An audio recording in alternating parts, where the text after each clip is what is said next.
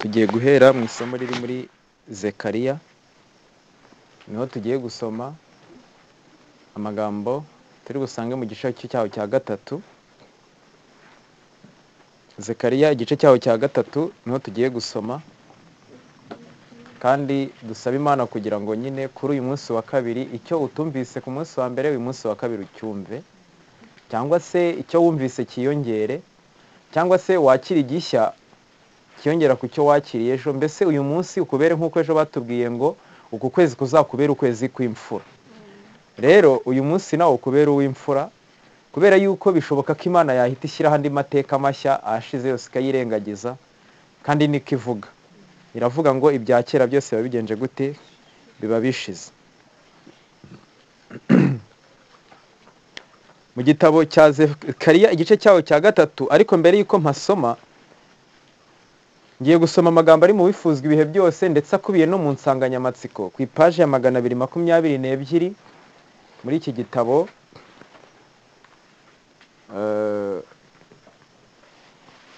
Ku cyigisho cya 34 cyitwa irarika, hari amagambo avuga ngo mu mutima wa Kristo wari uganjemo guhuza n'Imana mu buryo bwuzuye habagamo amahoro nyakuri.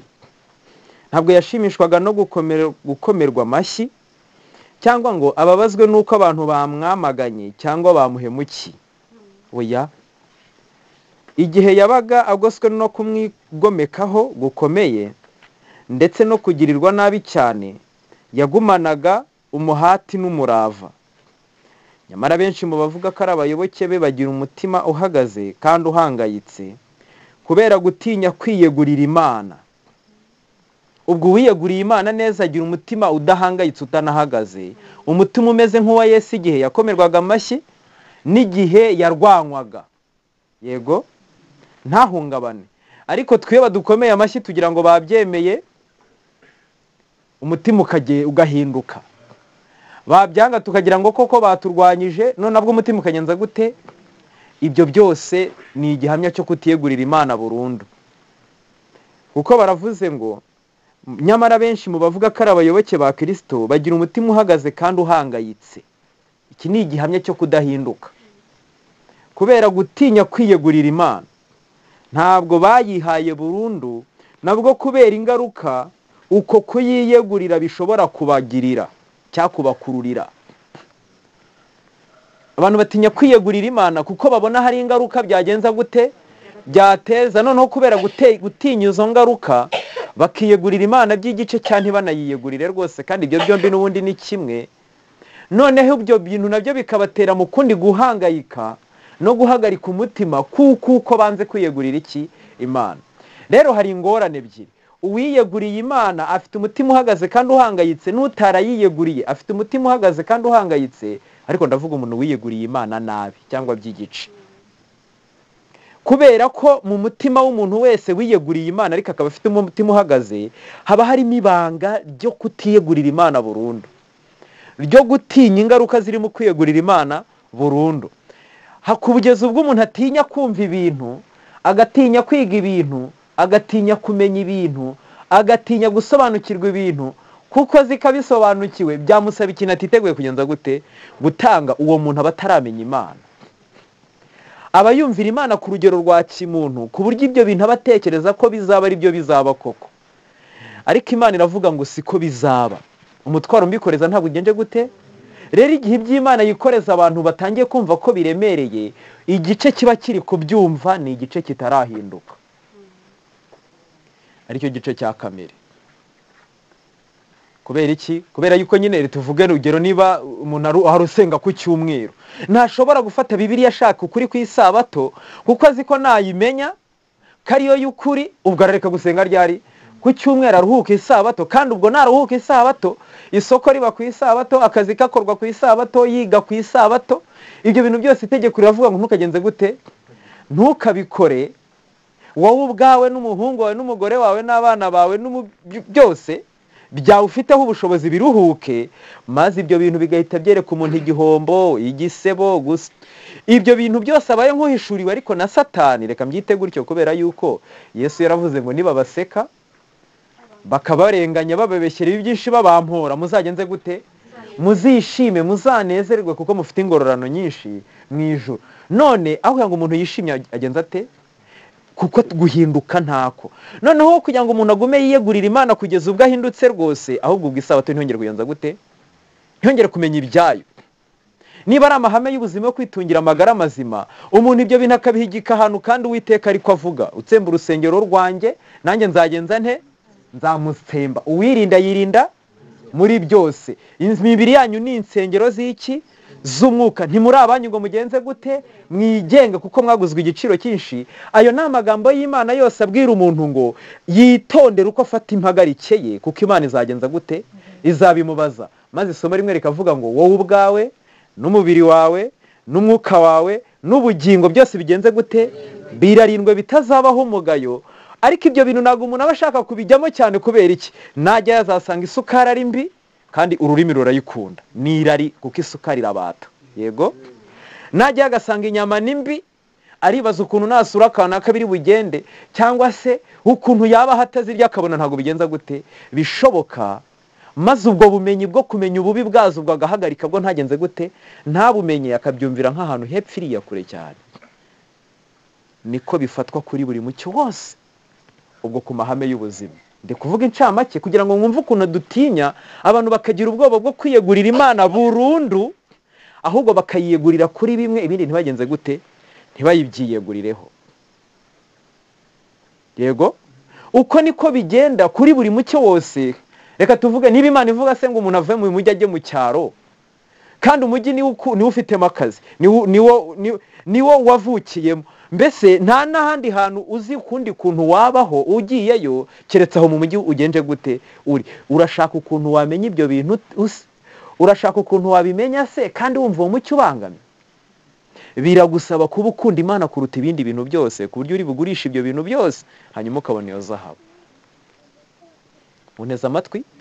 Uko guhagarika umutima k'umuntu rero gutuma noneho n'ubigerageje abijyanamo kwa guhagarika iki? Umutima. Noneho yagerayo, yego, reka tuvuge ahagaritse ibikomoka ku matungo byose. Ubwo ibinure byose yari afite byo ku matungo biragenza gute? Birakonkoboka bigende. Niba yarafite ibiro 90 arasigara na 50. Nasigara na 50 yarajyanyemo ubwoba n'icyo gishyika, arava yavuze induru ati baragenje gute? Baranshutse, baranyobeje. N'ubwa kabiri ya bintu atangira tuka Imana.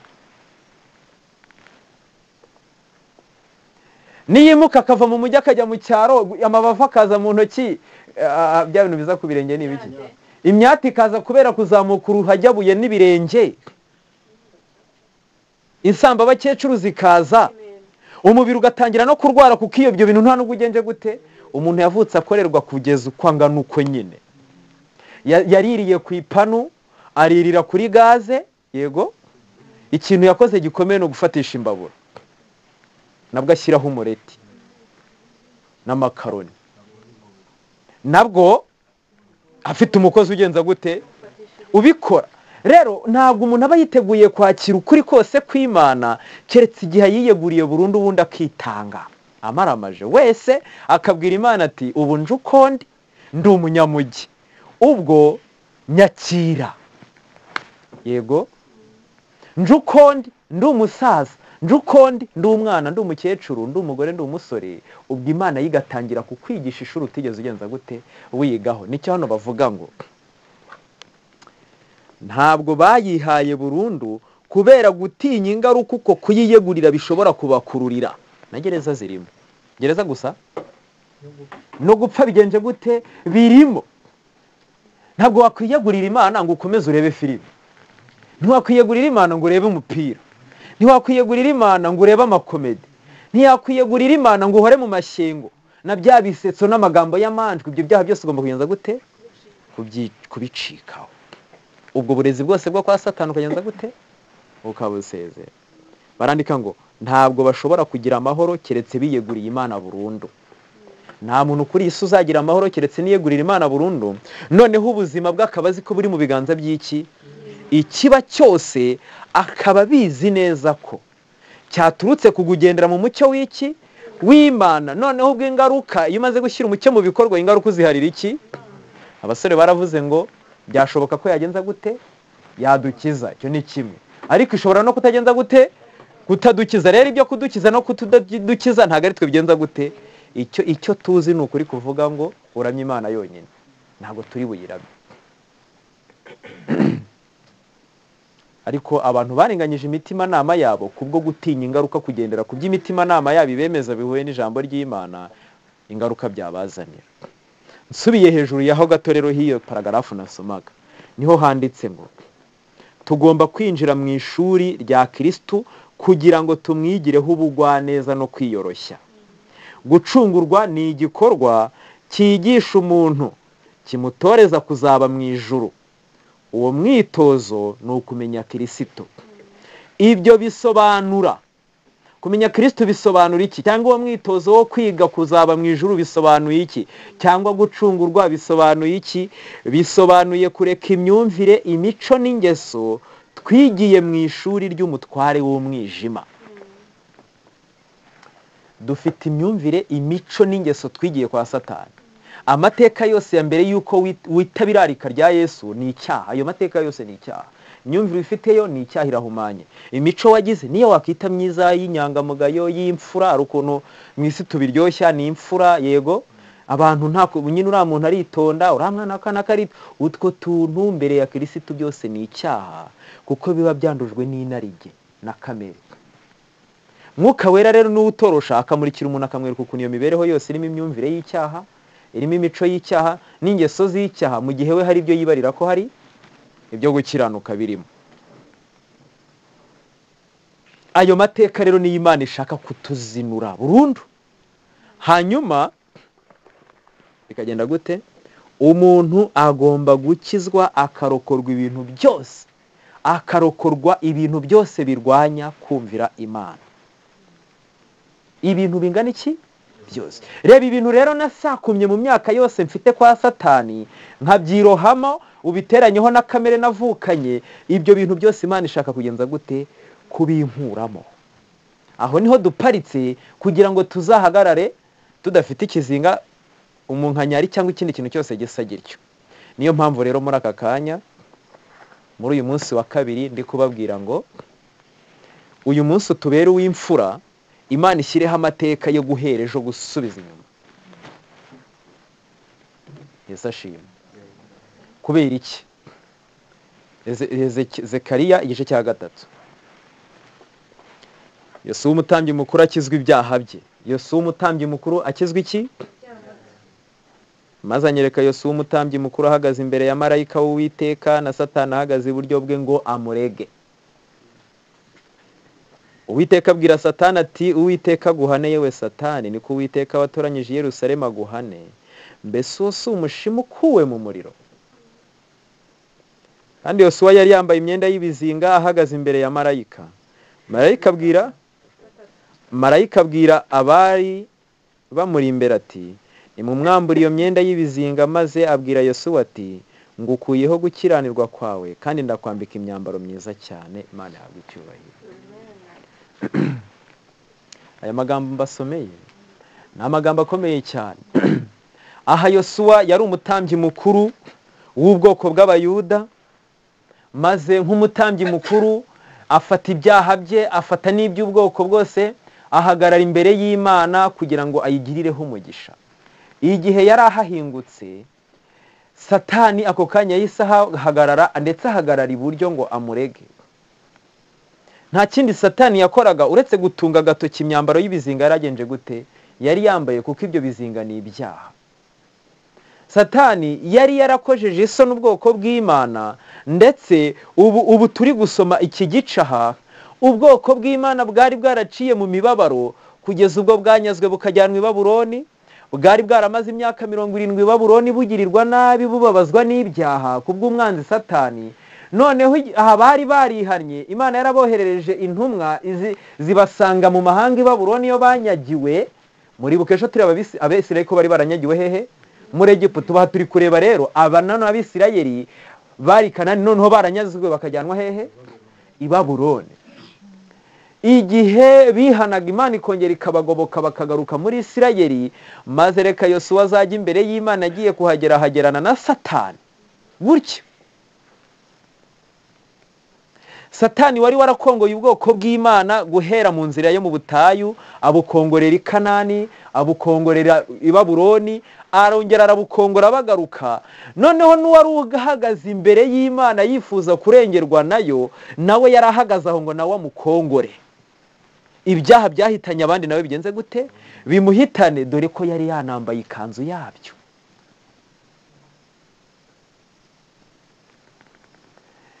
Nta kintu Yosuwa yarashoboye gukora. Ari nayo mpamvu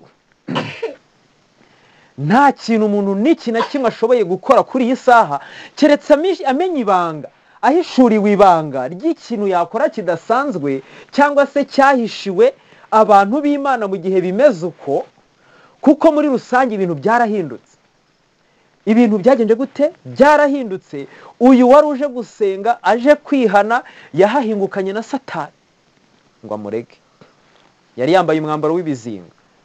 Uyu mwambaro rero ntabwo ari ikanzu nko kuvuga ngo ni nk'imyenda nambaye, oya. Ahubwo uko Yosuwa yegeraga Imana afite kwifuza guhinduka mu mutima we, ako kanya liste ndende y'ibyaha yabayemo, imibereho y'ubupfu, y'ubugome mibi yasayishije, Satani yahitaga yizana ku rutonde rudafite itangiriro n'iherezo, kuko ibyaha by'umuntu biruta ndetse umusenyi wo ku nyanja. Guhera ku musatsi wari ubwihone, agahanga kararakaye, amaso yarararikiye, umunwa waragomye, amazuru yarinutse, kandi ibyo byose byarateje ibyaha. Yego, amatwi yarumvise inkuru y'umuturanyi, ndetse umunwa ukayamamaza. Impagarike yose yari yaritabiriye ibyaha ku buryo byasomekaga imbere na hehe n'inyuma. Ibyaha byarajojobaga ku buryo ntabwo Yosuwa yarafite kubisimbuka kundi. None twe bitumereye gute? Ndatekereza ntashidikanya mu mutima wanjye ko urutonde Satani yansomera, nubwo yasomeraga Yosuwa ntago byangana. Nge namuhiga, we wamuhiga, ntago tumeze nka Yosuwa umutambyi. We nibura yari n'Umwisirayeli wavutse asanga Imana nyamana. Oya, we rwose agakiza ntago ari ibintu yavuye ibunaka ngo azabigemo nk'uko twe byagenje gute? Byatugendekeye. None amateka yo mu ishuri yo kwa Satani arimo ibyaha bingana iki? Ijambo ry'Imana riravuga ngo nukubinywa nk'uko banywa iki? Amazi. Nukubikaraba nk'uko bayakaraba. Nukubirya nk'abarya ibiryo. Twariye ibizira, twanyweye ibizira, twambaye ibizira, twarebye ibizira, twavuze ibizira, twumvise ibizira. Yego? Twarahumanye guhera mu bworo bw'ikirenge ukageza mu gitwariro nta hazima rwose. Ndetse n'igihe twari tugerageje kwegura umutwe ngo dusange Imana, nibwo byapfuye burundu. Kubera iki? Ubwo batari bazi gukiranuka kw'Imana, bihimbiye iki? Ukwabo. Noneho bituma batuka Imana. Ubu rero turaho turi kuregwa na Satani, kandi ibyo turega bigenza gute? Biraduhama. Ibintu umutima ugushinja nibyo. Oya, nibyo, ntago ari ibishuko, nta nubwo ari ibinyoma. Ibintu umuturanya gushinja nibyo sibyo. Ibintu inshuti yawe gushinja nibyo sibyo. Ibintu umubyeyi wagushinja nibyo sibyo. Iby'umwana wagushinja nibyo sibyo. Iby'umugabo agushinja nibyo, iby'umugore agushinja nibyo, iby'igihugu kigushinja nibyo. Uri umunyabyaha ubyiyemeza, unabyemezwa n'abandi. None uteranye ko na Satani ahagaze iruhande rwawe ngo agenze gute? Ninde uri burokoke? Yosuwa ari kuburana. Niyo mpamvu uru rubanza ugomba kumenya ngo rurasoza gute? Ndarokoka nte? Ndarokoka nte kugira ngo mbarwe nk'umukiranutsi, kandi ariko ahubwo nuzuye ibizinga guhera ku mutwe kugeza hehe? Ku birenge. Ejo twabonye igisubizo cyarokoye imfura, nuko zagombaga kwica imfura y'Imana ariyo Kristo. Abo bantu nta kintu bari bafite bashoboye kwikorera ngo birokore. Yego, ariko Imana ihabwa icyubahiro ko yabakurokoye, kandi natwe ihabwa icyubahiro ko yatubwiye ko yaturokora. Kwica umwana w'Imana kubera ibyaha. None hano hari umugabo waje kwica umwana w'Imana. Niki umutambyi yakoraga? Umutambyi niwe watambaga iki? Ibyemewe byose, agatambira n'ubwoko bwe. none ngiye kwica umwana w'Imana koko, kandi koko ndi kumwica, kandi koko naranamwishe, ariko ibizinga ni ibizinga ku buryo umwanzi bitari kumugora gusoma izo nyandiko z'ibyaha. None se niba n'ubunebwe ari icyaha, kurangara nabyo ari icyaha, kwishimira umwanzi wanjye aguye niba nabyo ari icyaha. Mwarabwiwe ngo ntimukwice, ariko ndababwira ukuri yuko ubwiye mwene se ngo ni umupfu wakwiriye kujya Gehenomu. Umwita ikigoryi nawe ni uko abamuriye ari muzima. Mwarabwiwe ngo ntimugasambane, ariko ngenda babwira ko urebye akifuza abayagenje gute, aba yasambanye mu mutima we. None ntitwasambanye mu mutima gusa, ahubwo twanasambanye hehe? Mu mubiri. Niyo mpamvu nababwiye nti ibyaha biri imbere na hehe?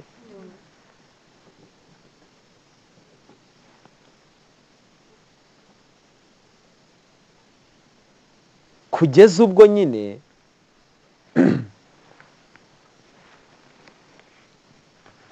abantu bose bahita batakariza Imana icyizere, ubugingo bakabusezera, ahubwo bakafungura robine y'ibyaha, rukuntu uruhombo rupfumuka, bakamera nk'abamennye itiyo y'ibyaha, ibyaha bikaba bimeze nk'mu ruhombo bitarahinguka ariko bibitsemo imbere. Noneho umuntu kuko atagishaka Imana ngo ibikongore bicirweho iteka, amenye icyo gukora, Satani akamuriganya, uko umuntu agenda amusubiza mu ntege nyamukoresha ibyaha, bikageza ubwo umuntu amena yatiyo, noneho bya bintu bigapfumuka. Ubu abantu bose bakaba bavuga bati dutegereje Imana ngo izaze turimbure. None muntu w'Imana, ibyiringiro birava he? Kugira ngo nzabashe guhagarara ntatsinzwe n'uburiganya bwa Satani bizansa, ibi bishinja n'iyi ntambara igomba kurangira gute?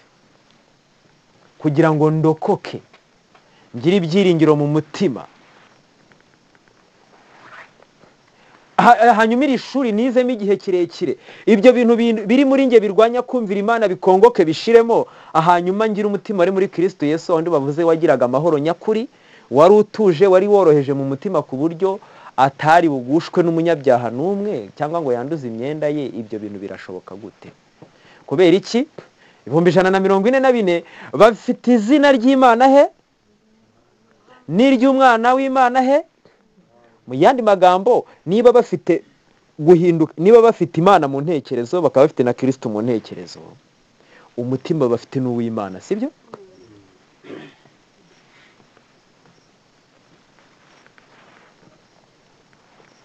Mbese birashoboka? Ubu Satani yakoze ibintu ku buryo ubu ngubu ibi bintu nibyo abantu bavuga ko bidashoboka, ariko usibye no gushoboka ni itegeko ry'Imana.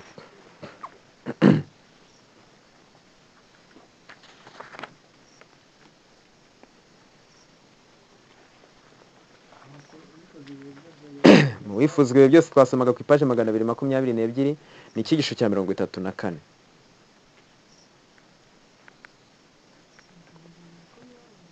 Ku ipaje muri iki gitabo cy'abahanuzi n'abami ku gice cya 47 n'ubundi kivuga Yosuwa na marayika.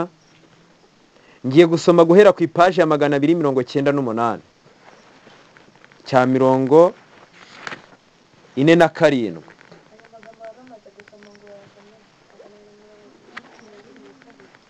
Nibakubwira amapaje. Hano ngiye gusoma abahanuzi n'abami igice cyaho cya 47 Yosuwa na marayika ku ipaje 298, kugira ngo mufate ibyiringiro bisoza ibindi byiringiro. Uyu ni umuntu wafashe icyemezo, agiye kwica intama, agiye kumenya neza yuko yiyiciye umwana w'Imana kugira ngo arokorwe, ariko induru y'ibyaha yanze guceceka,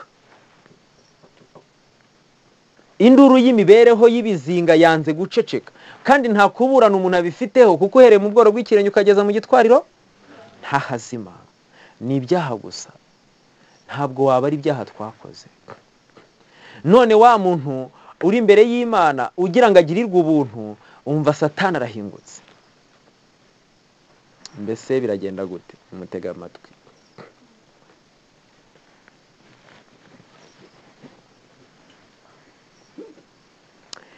Nk'uko Satani yaregaga Yosuwa n'ab'ubwoko bwe, niko mu bihe byose arega abantu bashaka imbabazi n'ubuntu by'Imana.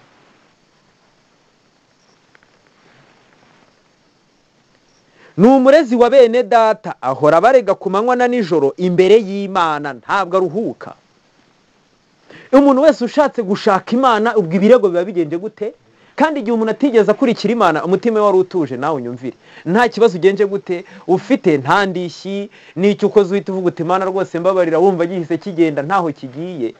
Ariko reka ushaka Imana by'ukuri, noneho umutima uguhagarara mukenda kuguca mu kanwa, Imana yakubwira ko ikubabariye ukumva ntikubabariye, kandi koko ntubyumve kubw'umurezi wa bene data, ariko hari ikintu kimwe ugomba kumva ugasobanukirwa kugira ngo ugende intambwe zisigaye mu mahoro.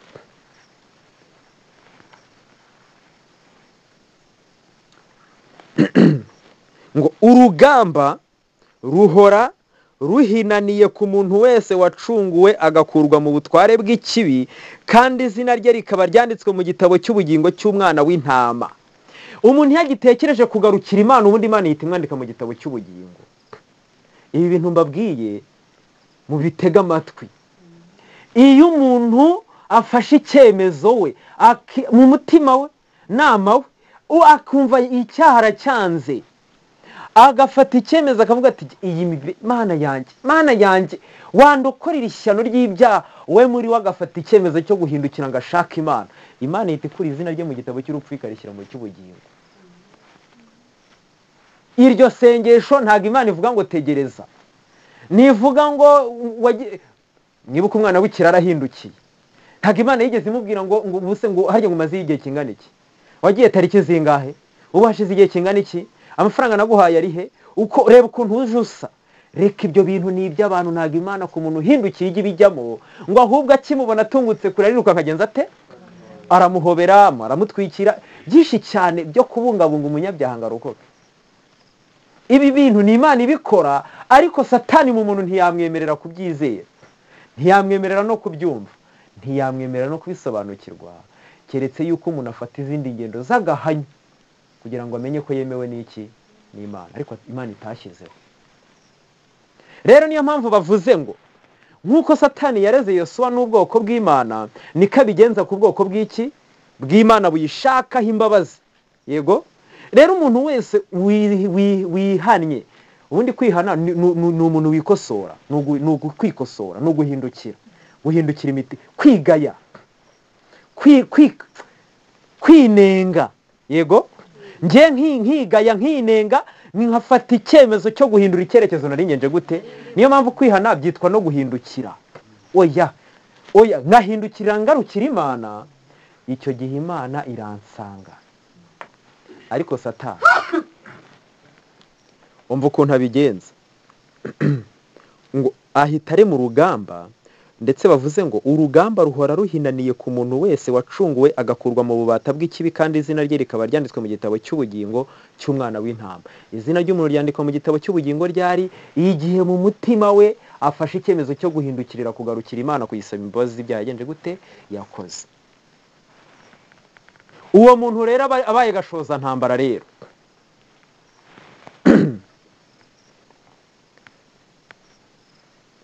Kuko hepfo bahita bavuga ngo ntabwo umuntu wakiriwe mu muryango w'Imana abura gutera umwanzi kumurwanya akomeje.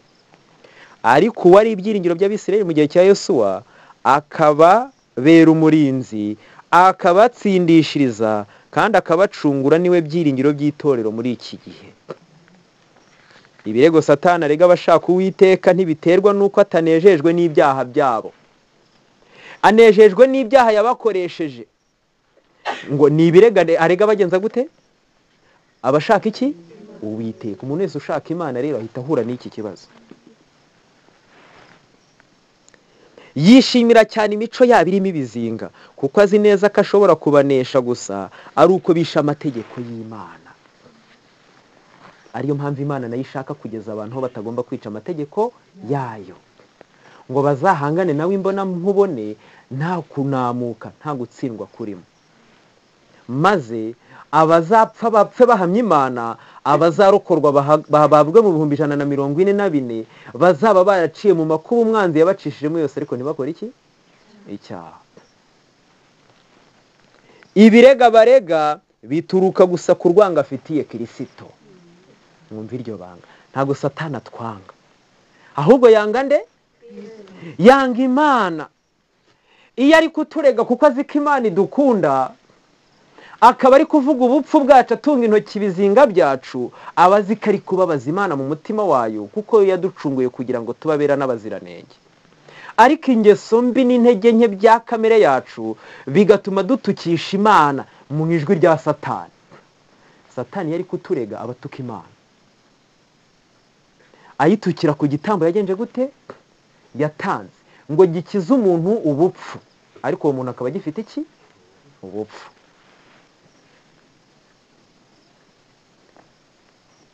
Binyuze mu mugambi w'agakiza, Yesu acagagura ingoyi Satani yabohesheje umuryango wa muntu, kandi akarokora abantu abakura mu bubasha bwa Satani. Iyo umwigomeke gica yitegereje ibihamya by'ubutware bw'ikirenga bwa Kristo, iyo Satani yitegereje imbaraga n'ubutware byande bya Yesu, urwango rwe n'ubugome bwe bwose birabyuka, kuko ntacyo yatwara Yesu. Ahita rero aza kutwihimuriraho no kudushinyagurira, kugira ngo nibura arebe ko Imana yababaraho. Kuko adashoboye Imana, aza kuduhora urwango yanga iki? Imana. Kandi kuko Imana idukunda, ni ukuri iyo yitegereje imibabaro y'inyoko muntu yose yivuruguta mu byaha yaranze kuyakira, kwakira Imana ngo irokoke, Imana byo birayibabaza. Kuko ntabwo Satani ahagarukiraho, ahubwo aza kuyibwira ngo dore. Rero Imana ishimishwa no kubona ubwoko bwayo buyiringiye bukiringira imbaraga zayo. Zimwe zivuga ngo Uwiteka aguhane, yewe Satani we Uwiteka ageze gute? Aguhane.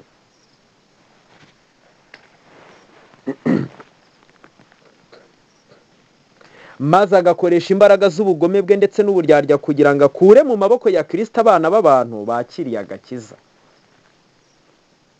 Satani ajyana abantu mu gushidikanya, iyo ni intambwe ya mbere. Akabatera kutagirira Imana icyizere ndetse no kwitandukanya n'urukundo rwayo, ubundi akabagenza uko agenda gute? Uko ashaka. Niba Imana itanze umucyo umuntu akagira ubwoba ngo ninkujyamo biragenda uku, ninkujyamo biragenda uku, maze ibyo bintu abantu akaba ari byo byuzura ubwonko n'umutima, bigatuma batiyegurira Imana burundu. Ariko nufata icyemezo cyo kwiyegurira Imana burundu, Imana nayo irakwiyegurira burundu, kandi ni nko kubikumenyesha kuko yo yarabikoze.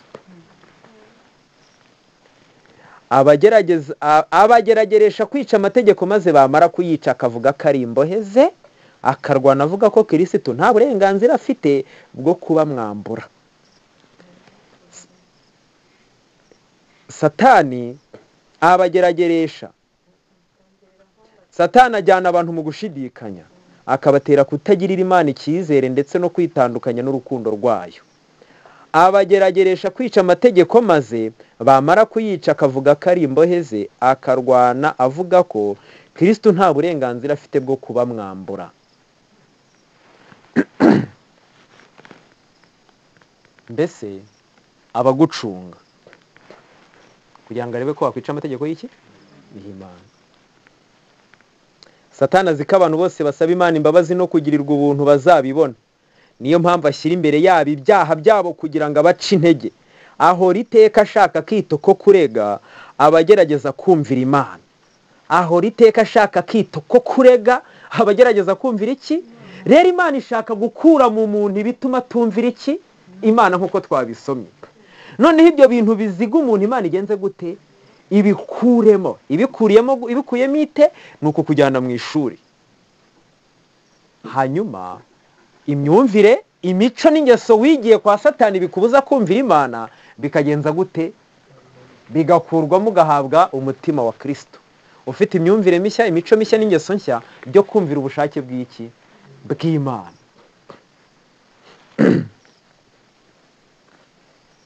Ahora iteka ashaka kito ko kurega abagerageza kumvira Imana, ndetse n'umurimo wabo uhebuje kandi wemewe rwose ashaka kugaragara ko wanduye. Ibizinga ntago birekera kwenda ku byaha gusa, aranabifata akabishyira no ku bitari iki, byose bigahinduka umwanda, akabivangavanga. Yamara kubivangavanga, ibi bintu urabona byakemerwa. Akoresheje amayeri atabarika ndetse n'ubugome bwihishe cyane kandi bikabije, aharanira ko bacirwaho iteka. Satani niwe ubuguciraho iteka mu mutima wawe. Mu mbaraga ze bwite umuntu ntashobora guhangana n'ibirego by'umwanzi. Ibintu ntuzongere guhangana nabyo ubihakana cyangwa ubyemera, ujye ubyihorera. Ahubwo ahagarara imbere y'Imana yambaye imyambaro yanduye, yandujwe n'icyaha kandi yatura icyaha cye. Ariko Yesu umuvugizi wacu ahazana kwinginga gufite umumaro, asabira abantu bose bamuragije ubugingo bwabo kubwo kwihana no kwizera. Yesu niwe uza kuburana urwo rubanza. Arababuranira kandi kubw'ingingo zifite ububasha z'ikaruvari atsinda umurezi wabo. Kumvira amategeko y'Imana kwe gutunganye kwamuhaye ububasha bwose mu ijuru no mu isi, kandi asaba se kugirira imbabazi no kwiyunga n'umuntu wacumuye. Uyu ni wo murimo w'umuhuza rero wa Kristo. Yesu aba ahagaze ngo aburanire umuntu wese uri kwihana akizera izina rye, akizera imbaraga ze, akizera ko ubwo yishe imfura ariyo Kristo, ubwo we azarokoka. Noneho Kristo kuko yazutse akaba yicaye atuburanira, umuntu akaba abizi ko ari kuburanirwa n'Imana, maze agahorana umushyikirano wawugirana na Kristo uri kumuburanira kuruta ko umushyikirano wawugirana na Satani uri kugenza gute kumushinja. Uwo mutima ushyikiranye na Kristo ukurwamo imyanda yose imubuza kumvira iki? Imana. Ibyari ingorane bimubera umugisha, bitari bisobanutse no bikagenza gute bigasobanuka. Kristo abwira uwaregaga ubwoko bwe ati, Uwiteka guhane yewe Satani, aba nabo naguze amaraso yanjye, ni imishimi ikuwe mu muriro. Karame.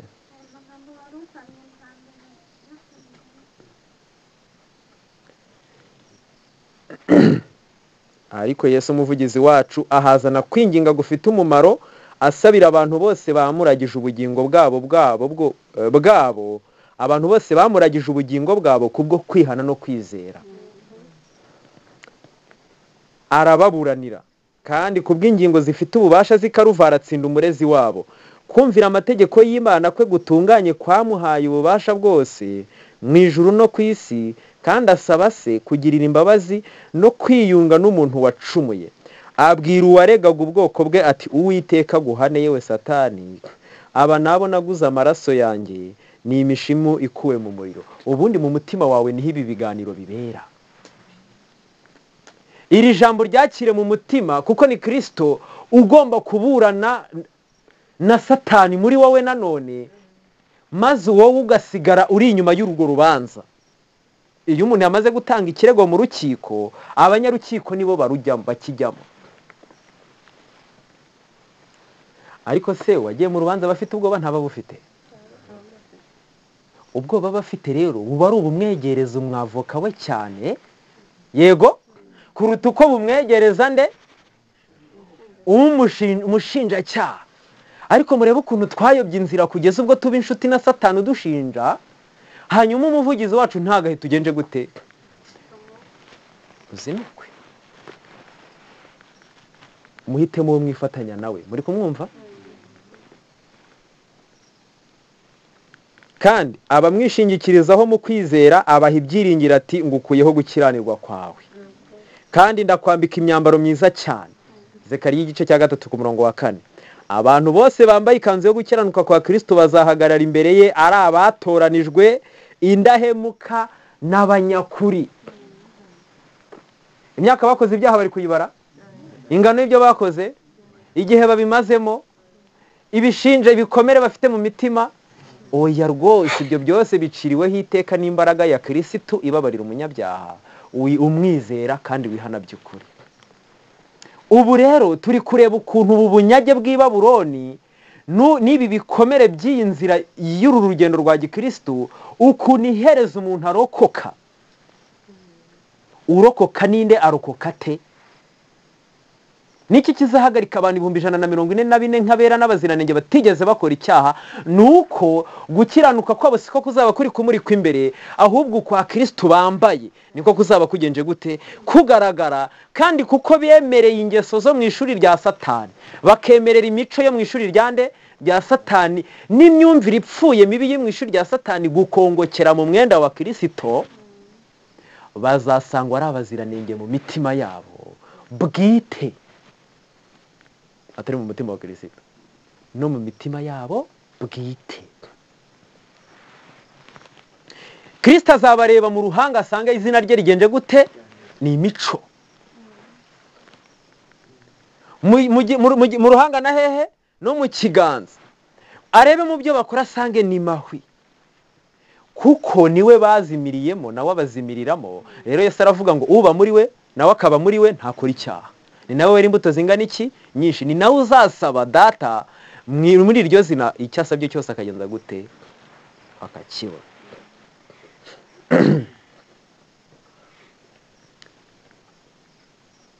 Satani nta bushobozi afite bwo kubavuvunura mu biganza by'Umukiza. Ubwo nuko bimeze rero, birarangiye. Satani nta bushobozi afite bwo kubavuvunura hehe? Mu biganza bye. Birarangiye. Ubu murezi wabisabaye iki? Igicibwa.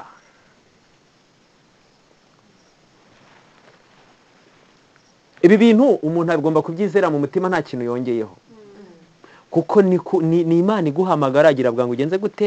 Witabe.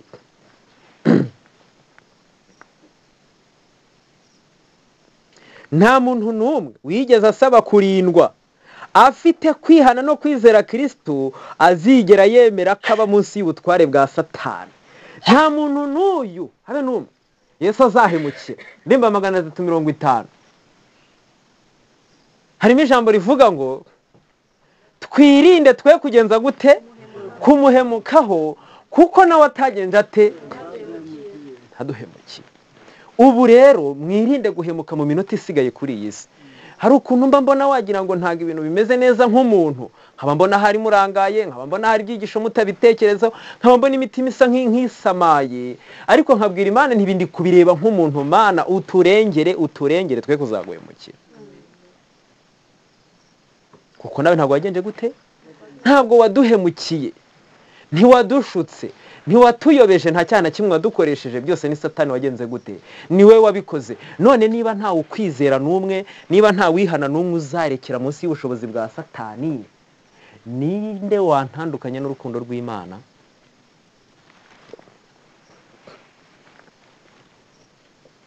Hepfo yarahiriye mu ijambo rye ati, yagenda ate?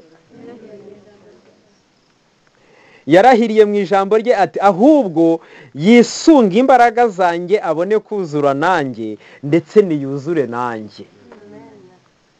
Rero umuntu wisunze imbaraga z'Imana ahita yuzura n'Imana ndetse akuzura nayo. Yesaya 27:5. Isezerano Yosuwa yahawe ryahawe abantu bose ngo nugendera mu nzira zanjye, nanjye nzagushyira mu byegera muri aba bahagaze aha. No kuri iyi si abamarayika b'Imana bazagendera iruhande rwabo. No kuri iyi si aba bantu abamarayika b'Imana bazagendera hehe? Iruhande rwabo. Bazagendera iruhande rwabo no kuri iyi si. Kandi amaherezo bazahagararana n'abamarayika bakikije intebe y'ubwami y'Imana. Iyerekwa Zekariya yagize yerekeye Yosuwa na marayika rihuje cyane rwose nibiba ku bwoko bw'Imana mu mirimo isoza yo ku munsi ukomeye w'impongano. Icyo gihe itorero ryasigaye rizagera mu kigeragezo n'umubabaro ukomeye. Niko bimeze, siko bimeze? Abakurikiza amategeko y'Imana kandi bagakomeza kwizera Yesu bazagerwaho n'umujinya w'ikiyoka n'ingabo zacyo. Yego? Abakurikiza amategeko y'Imana kandi bagakomeza kwizera Yesu bazagerwaho n'umujinya w'ikiyoka n'ingabo zacyo. Satani abara ko abatuye isi ari abe kuko yigaruriye ndetse na benshi mu bavuga ko ari abakirisitu. Turi kugendana kandi ni no gusatira umusozo. Ariko hariho itsinda rito ry'abarwanya ubutware bwe. Umuntu wese ushaka kwizera Kristo akumvira Imana bari kurwanya ubutware bwande, none isi yose iri kupfukama ikaramya Satani. Wowe uri kwihana, uri gushaka kumvira amategeko y'iki y'Imana, ubwo rero uzahura n'umujinya w'ikiyoka n'ingabo zacyo. Ikizakurokora ni iki turi kumva, no kwiringira Imana, no kuyiyegurira, no kuyisunga, no kuyireka ikajya muri urwo rubanza, maze ikagucisha muri ayo makuba, ikazanagucisha muyo nayo izateza abo, maze ukazarokoka ufite izina ry'Imana mu ruhanga n'iry'umwana wayo.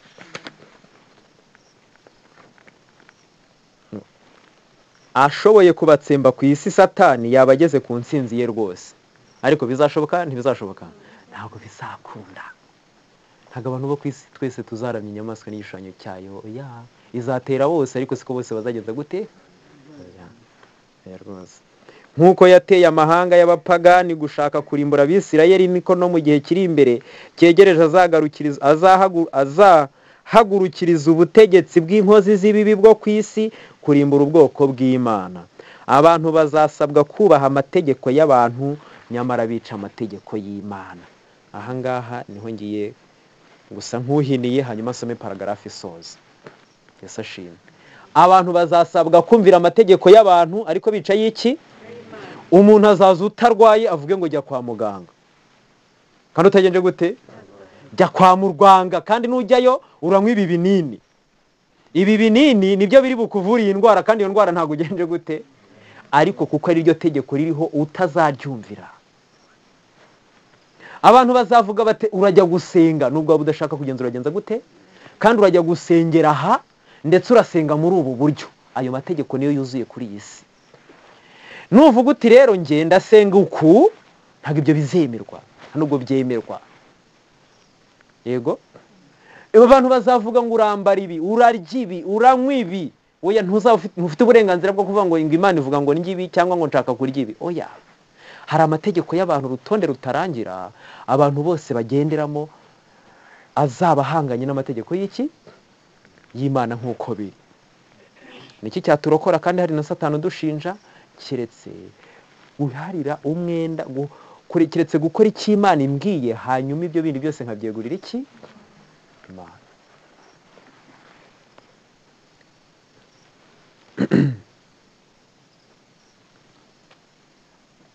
Abantu b'indahemuka ku Mana bazameneshwa. Ibi bintu rero umutima nama ububizi, niyo mpamvu natangiye mbabwira ngo abantu batinya kwiyegurira Imana kubera ingaruka bigenza gute bizana. Abantu bazagenza gute? Bazameneshwa b'indahemuka ku Mana, barwanywe kandi bagirwe ibicibwa, bazagambanirwa n'ababyeyi ndetse n'abavandimwe na bene wabo n'inshuti. Ibi niko bimeze, ndetse bigere naho bicwa. Ibyiringiro byabo rukumbi biri mu mbabazi z'Imana.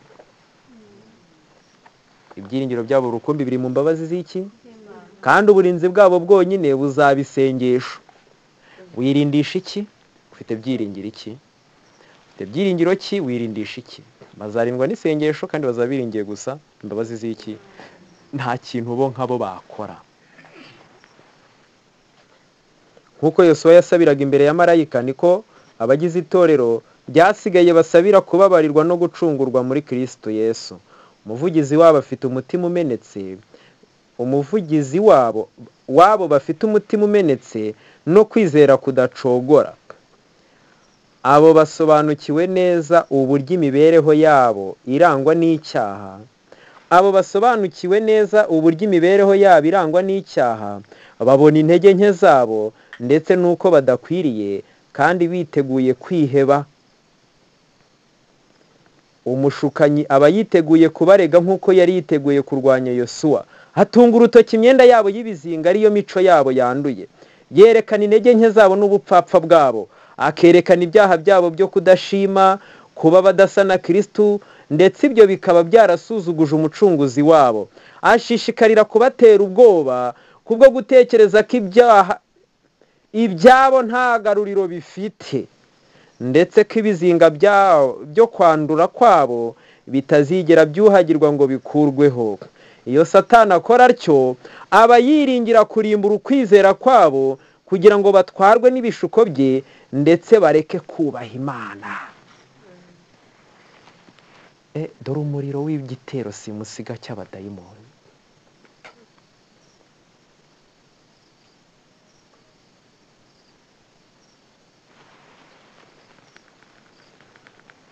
Satani azi neza ibyaha byateye ubwoko bw'Imana, yateye ubwoko bw'Imana gukora, kandi abarega avuga ko kubw'ibyaha byabo bikuriyeho uburinzi bw'Imana, bityo akavuga ko afite uburenganzira bwo kubarimbura pe. Avuga ko bakwiriye gucibwa ntibagirirwe ubuntu n'Imana nk'uko nawe byamugendekeye. Aravuga ati mbese aba nibo bantu bagomba gufata umwanya wanjye mu ijuru ndetse n'umwanya w'abamarayika bifatanyije nanjye? Oya, bavuga ko bubaha amategeko y'Imana, ariko se bakurikije amabwiriza yayo? Umva ibirego Satani agenje gute afite.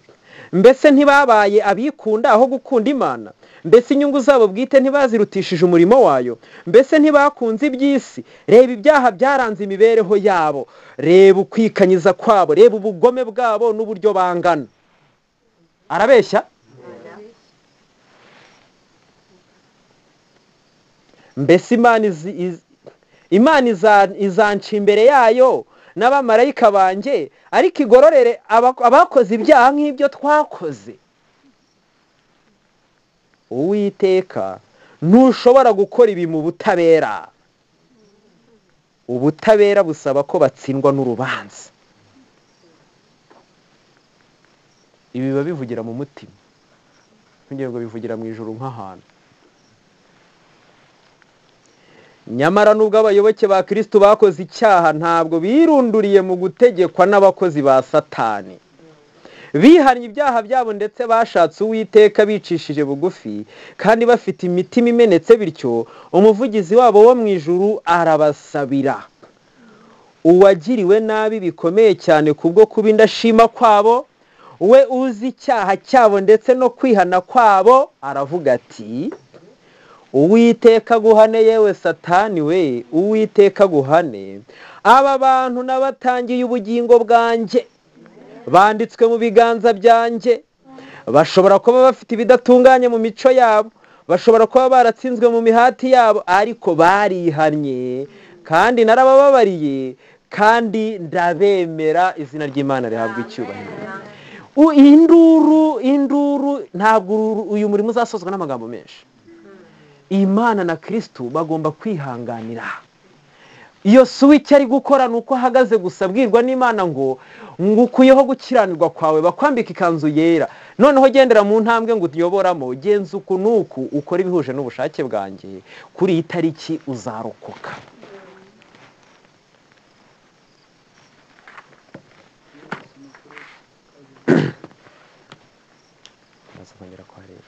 Yasashimwe.